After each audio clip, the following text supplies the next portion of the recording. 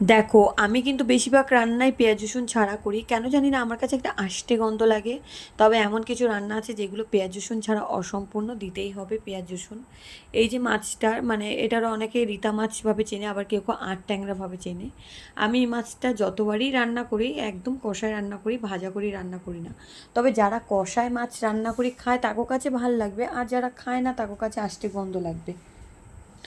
মাছটা কিন্তু আমি আগে থাকতে ধুই, নুন হলুদ আর হচ্ছে কি না সামান্য তেল দিয়ে, আমি সর্ষের তেল দিয়ে আমি একটু ম্যারিনেশন করে রাখছিলাম। তারপর মশলার মধ্যে যেগুলো দিয়েছিলাম সেগুলো হচ্ছে আদা, জিরে, কাঁচা লঙ্কা, একটু রাঁধুনি দিয়ে ভালো করে মাছটা কষায়, মশলাটা কষায়, তারপরে মাছটা আমি দিয়ে দিলাম।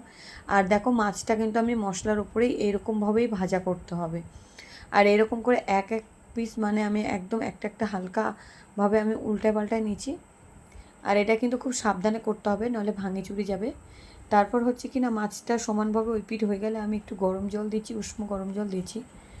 দিয়ে তারপরে এটা ফোটার জন্য একটুখানি রাখি দেবো। আর যেটা হচ্ছে কিনা আমি দিয়েছিলাম সেটা হচ্ছে কচুর মুখি, কেউ কেউ আবার কচুর কাঠি নামে চেনো। কারণ কচুর কাঠি আমার ভালো লাগে খাইতে, তাই আমি দিচ্ছি, তোমরা চাইলে নাও দিতে পারো।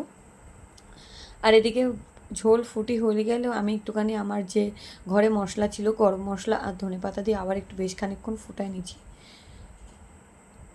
এটা ফোটানো হয়ে যাওয়ার পর তারপরে ফাইনাল লুকটা দেখো কেমন হয়েছে। ভালো লাগলে একটা কমেন্ট করে জানিও। টাটা।